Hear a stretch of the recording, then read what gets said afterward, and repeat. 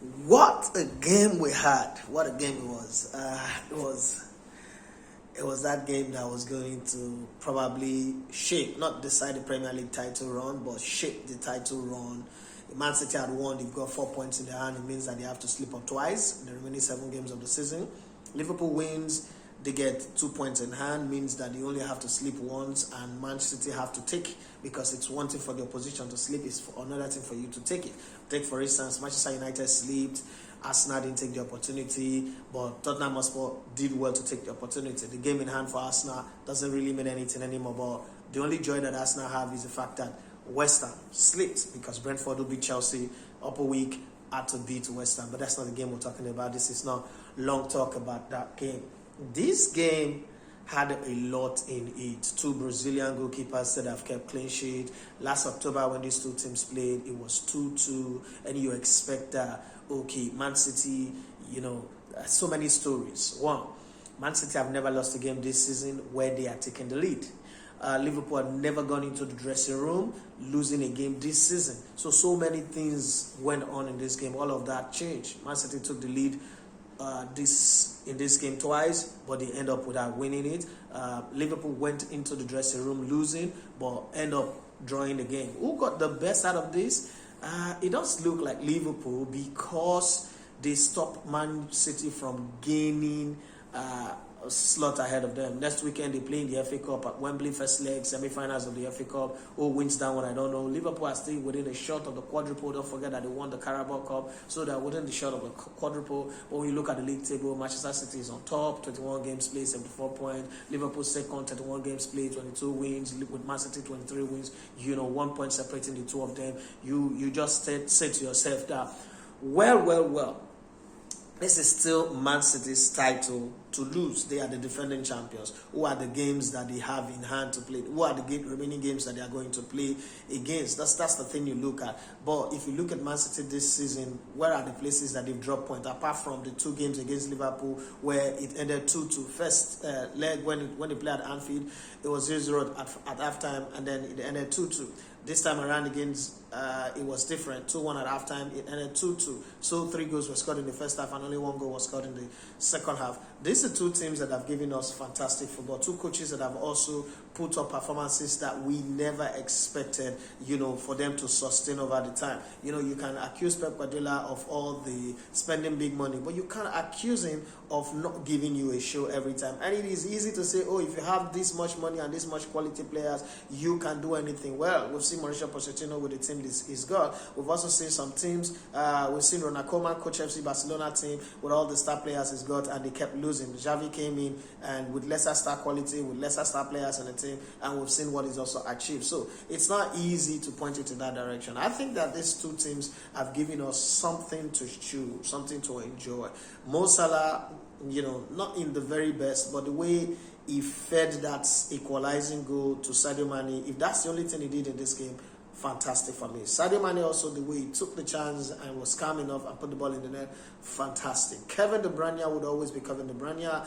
I think that the only player that really didn't come to the party in this game is Raheem Sterling. And, Villarreal was also with me on that when he said, okay, you've not played so well in this game. You can't take the glory of scoring the winning goal of this match, so the goal was shunt off. It was offside anyway. I'm just trying to play to the gallery here. But I think for me, while I'm very, very impressed with the pass for Sadio Mane to Mo Salah for the equalizer, I think the timing of Gabriel Jesus' run into the box for that cross that came in, I don't know if it's Bernardo Silva that crossed the ball in, I can't remember anymore, but the timing of that run with Trent Alexander-Arnold playing blind and not seeing what is behind him or on his side, the timing of that run, especially when your team is coming out, when there is so many of your teammates in that 18-yard box who could be flagged offside, and then you make that run like that, and the calm and ease with which he, just control the ball into the net over the body of the big Alisson was fantastic. Now, it was a game of moment. There were so many moments. The Kevin De Bruyne goal, deflected goal moment, the equalizer a few minutes later, the 2-1 lead, 7 minutes to the end of the first half. moment, but then it was a game of moment. The offside goal shocked off the chance that Gabriel Jesus had, that he wanted to feed to Foden, but unfortunately he didn't feed him, and then he took that shot that hit the side netting. All of that put together. You know the real moment for me? The real moment for me in this game was the last chance of the game. That chance that Riyad Mahrez had. Controlled the ball very well. Protected the ball very well. He staggered on the ball, yes, I agree. But he could have moved the ball a little bit. Yes, he did all of the things I needed to do.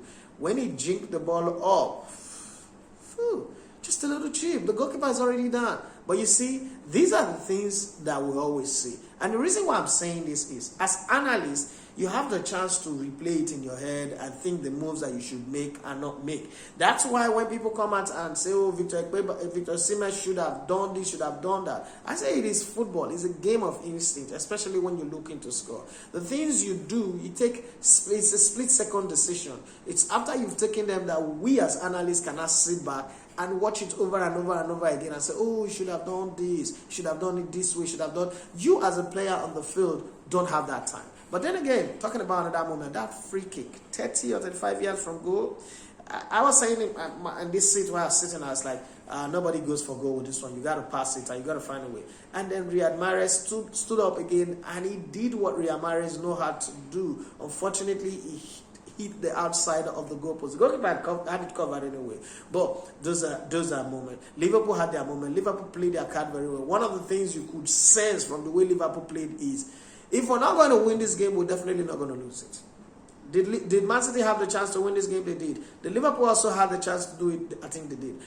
Credit to Jurgen Klopp. What Jurgen Klopp have done is the fact that he's managed to, start, doing that substitution by elimination, where you sign a new set of players, you get new group of players, and at the end of the day, even the ones that are tiring now, because Sadio Mane and Mo Salah and the rest of them would tire out. But I'm looking at this thing and I'm saying to myself, the two most important players in Liverpool, Trent Alexander-Arnold and Robertson, when these guys tire out and they're no longer available, what would happen? But if I know Jurgen Klopp very well, from his days at Mainz to Borussia Dortmund and now Liverpool, this is the most inventive and reinventive coach that we have in the world. I think he's going to do a great job. He's going to find a way to get it done. Moments again in this game that I love, different times where Kevin De Bruyne gets the ball, either he's fouled because the Liverpool players know how dangerous he can be. I think that Raheem Sterling was not in this game, but every time he makes those moves, his choice, his decision making has been perfect. Somebody asked me a question and said, who would you pick as your man of the match in this game? Straight out, completely from me, my man of the match is Bernardo Silva. Bernardo Silva covered more blade of grass than any other person. He was the one who was the thermometer of this game. He controlled the tempo of the game. He knew when to drop deep. At some point, he was even dropping deeper than Rodri, who is the defensive midfielder. And something that I would have done that wasn't done in this game. I thought that I wouldn't have brought in Grealish. I would have removed, I would have still kept Gabriel Jesus. I would have removed Phil Foden and brought in Ike Gundogan, because it felt like at that point one more body in midfield will free Kevin De Bruyne a little bit and push him forward and get him to orchestrate that one move that could be the connection between him and Gabriel Jesus or whatever it is. But either ways, this is not a game where you can blame anybody. Liverpool gave us a feast and Man City also gave us a feast. The Premier League is still the Premier League. It is what it is. Everybody wants to see it go to the wire, and that's exactly what's going to happen. Kevin De Bruyne, some people might say he's the man of the match. I don't know. Some people might say Sadio Mane. Some people might. I don't know who you will pick, but drop a comment at the bottom section. Forget the man of the match that they will award in this game.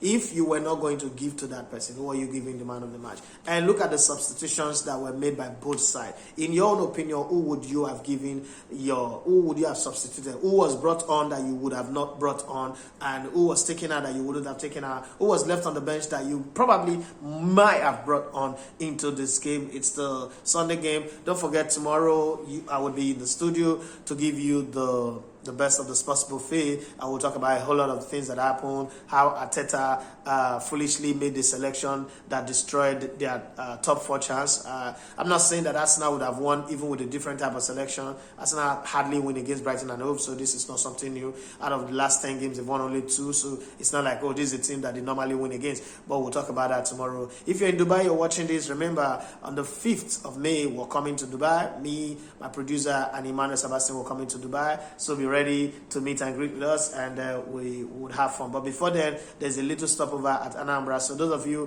who are watching us from Anambra, I will be in Anambra from the 27th or 28th of this month till the 2nd of next month, and then I come back and then I fly to Dubai. So if you're there, let's meet up, let's hook up, let's have some chit chat, and put a face to the names and all that. I know that there's one person who's regular on my show all the way from Anambra. If we can meet, it would be nice. If we don't, well, we'll meet some other time. But if you're in Dubai, let's try and meet. We will be there in Dubai from 5th till 20th. That's 15 days to really have some fun, and then I come back.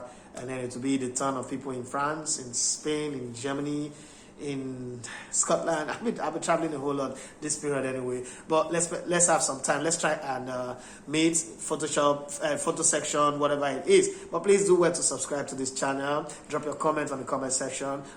Click on the notification button. We're trying to grow this channel.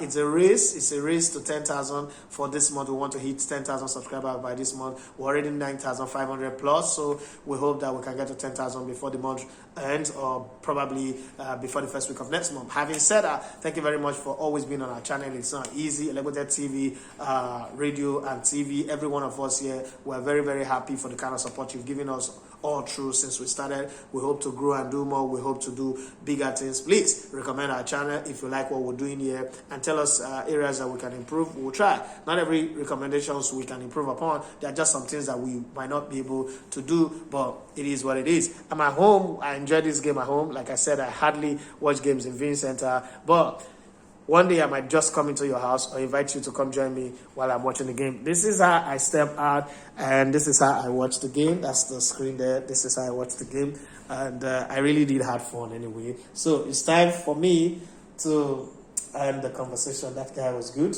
It was good in breaking play, in making sure that Kevin De Bruyne doesn't have the edge over him and run away to go score a goal. Thank you very much. My name is Idafi Matthew Esogene. Please do want to subscribe to our YouTube channel. We really want to grow, and we need you to make it happen. Comment and tell us areas that we could improve upon. God bless you, and have for yourself a wonderful day.